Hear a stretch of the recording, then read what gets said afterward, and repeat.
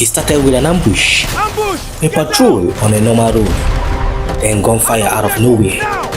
When the smoke clears, one soldier was dead, another wounded, and the men responsible didn't just escape. They escaped with the weapons taken from the men they just attacked. For the next 3 months, a military tactical team is going to hunt them down. And what they found buried in 2 plantations is going to answer every question about who these men really were.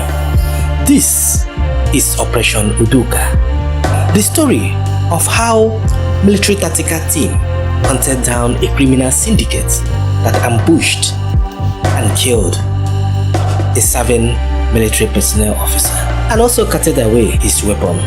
This is the southeast of Nigeria, a region where the military has been running a long-term stabilization campaign called Operation EASTERN SANITY II. Inside a large mission is a military base known as 34 Artillery Brigade, tasked with security operations in the area.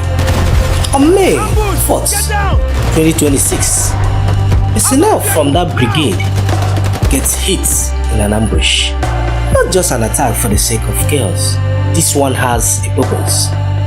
When it was over, the attackers didn't just flee. They walked away with the stolen service weapons, an AK-47 and FM rifles. One soldier then survived the attack, and that changes everything about how this story unfolds. Here's where most stories like this would end, with a report filed and trail going cold, but not this time. Troops launched a sustained intelligence-led operation. Not a single raid, a campaign. Weeks turned into months. Investigators start pulling on threads, informants, movement patterns, whispers of names. 3 names start to surface over and over: Chiboy, Marathon, and Onowu, street code names. The kind of names criminal network use specifically, so the real identity stay hidden. The task force doesn't need real names yet. They just need to know where these men were hiding, and by July, they got the answer. The suspects haven't stayed local. They have relocated all the way to Delta States. But here's the twist.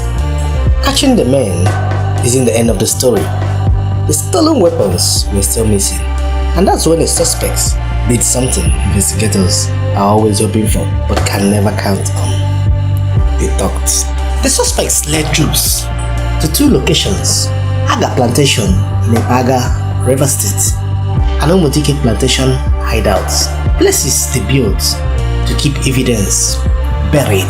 And what troops found there tells the entire story of who these syndicates really were. First, the weapons stolen the day the soldier was killed: 1 AK-47 rifle, 2 magazines, 1 FN rifle with 2 magazines. The exact weapons taken in the ambush finally recovered. But that's just the beginning.